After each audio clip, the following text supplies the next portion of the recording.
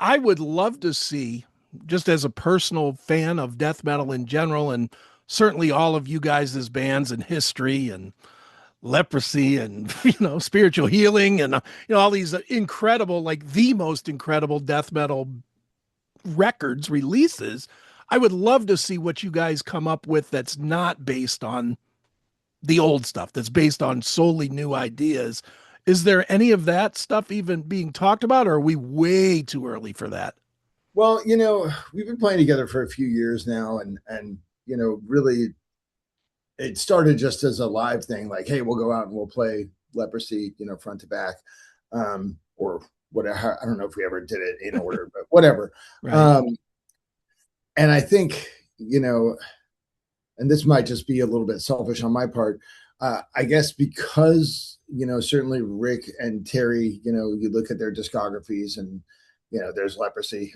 Yeah, right.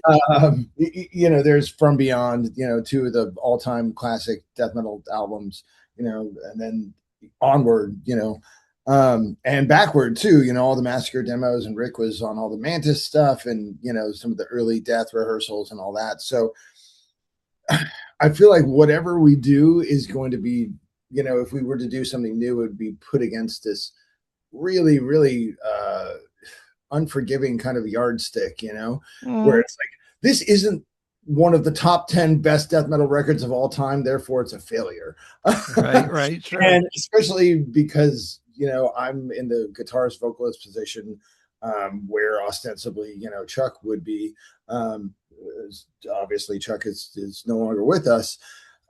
Selfishly, I feel like I have the most to suffer under that sort of comparison.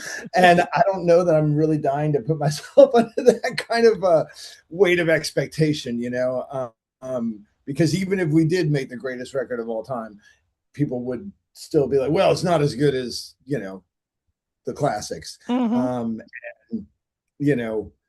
I don't want people to think, oh, who does this guy think he is? Because I'm not out here trying to be, Chuck Jr. or Chuck's replacement or anything like that. I mean, I'm just trying to help these old songs get heard, and re-recording the early stuff was a nice way to sort of finally be able to say, hey, are you guys ever going to record something? Yes, we are. And then also kind of escape the weight of those expectations while still, because so much of this early stuff, I mean, almost all the recordings of these songs are recorded on a boombox, Right. So we were still delivering something that was, hadn't really been done before. These songs hadn't been properly recorded, or they've been covered, but like they hadn't been properly recorded with Rick, who was, one of the original guys. So we're kind of skirting that line. Although, the response to the record has been really good. So who knows if we're going to write anything or not? I don't know. We don't have any. There's never been any kind of master plan with this band. It's just sort of like we just what we do when we can do it, and we have a great time, and it's about it. Right on. I was going to ask you about the Chuck thing, and I know you're probably getting an awful lot of it. I won't give you the standard. Is there pressure? Because yes. Whatever. Short answer, yes. Yeah, I was going to say, how could there not be? That's the same as Zakk Wylde stepping in with Dimebag.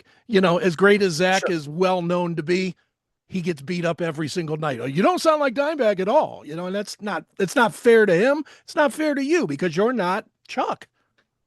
Right. Well, all you can do is play the songs the best way that you know how, and try to honor the spirit of it. And the way I look at it is, my mission's always been the same in this band, which is just to help Terry and Rick play these songs that they're associated with and that they worked on back in the day, and to help them do it in the best way that we're able to. And hopefully, especially when we're playing live, the ideal goal would be that people kind of just don't really notice me, or they don't think about that it's me. They're just enjoying hearing the songs, so that's, yeah, there's pressure. Right. I hear you.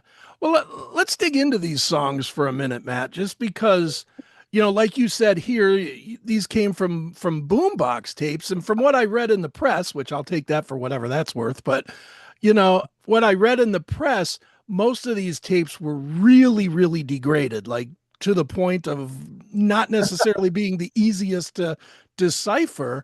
How much of this did you guys have to reinvent or reinterpret versus what was on the tapes that was good enough to use or to mimic, I guess.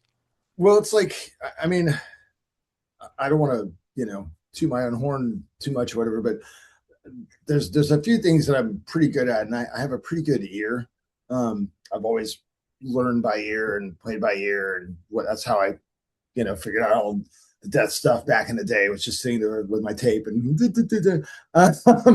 so I think a lot of it, and I was also pretty familiar with the songs, and it was also nice because when I was working up demos, I have my own studio or whatever, so it's much easier for me to work up demos than to have Rick or Terry or whatever do it. I had Rick as a backstop, and sometimes he's like, I don't fucking remember, dude. This was 40 years ago. That sounds right. And sometimes he's like, actually, no, that's not it. And I'd be like, really? Then I go back and I'd be like, God damn it, he's fucking right. Fuck. Right. So it was a combination of just learning by ear and playing, and then kind of comparing notes or whatever when we needed to, and I mean, the other thing that we have going for us is, all these songs were written by teenagers, so they're not the most technically complex. It's not like, I'm figuring out, something from individual thought patterns or whatever. Right. Sure.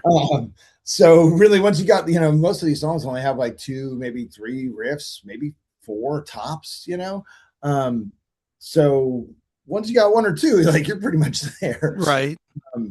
So, I think we were as faithful as possible, and the lyrics, I think, were the bigger challenge, trying to decipher those, because not only are they recorded on a boombox, and then I'm probably listening to a 5th generation bootleg that I got 30 years ago, or somebody else put on YouTube or whatever. It's like they're also being growled. So you're like, well, I don't know. It's something. Right on, man. The other thing I wanted to ask you too, and this is specific to you, you're a creative guy. I mean, let's say, whether it's gruesome or exhumed or, your history is creative. Is it difficult within your own self to not kind of wander off and, well, I think it would sound better with this, or I know the intent, but I also know musicians, and musicians are never really thrilled to be copying stuff as much as adding their own spin, I guess, to it. Well, I mean, thankfully I have a lot of outlets for self-expression, and I think that I didn't come into this like like getting an assignment or whatever. Like, this is stuff that I have a real reverence for and a real love for. Before we even, before gruesome or whatever, death was a huge deal to me. And I would not want to, I wouldn't want to interfere with it. That said, there are multiple recordings of a bunch of these songs, and they're all different because they're being played by fucking 15-year-olds, Right. So sometimes the riff goes 8 times, sometimes it goes 11 times, sometimes it goes 6, and so we kind of had to make these decisions, like, what did they probably mean here? And also, like, with Witch of Hell, they're like, why did they play the chorus riff twice at the end, but they don't sing on the chorus? And I was like, I think we can just safely assume that we could put another chorus on there. I can sing another chorus, and we won't be changing the intent of the song.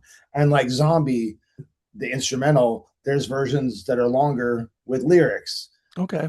And I was like, I think this version that is instrumental serves the purposes of the record we want to make. So it's more, editorial would be a stretch. It's more like, I guess, what do they call it now? Curating or whatever, It's more like curating the different versions of the songs and trying to be like, hey, this one is slightly like this one's slightly like that. I think the middle here is where we want to be. And, trying to keep the intent, without, but also, these are songs written by teenagers with 2 or 3 riffs. So let's not overthink it and try to, Call of Cthulhu or Orion or something. It's Right. bashing out some songs, so we had to trust our instincts a bit.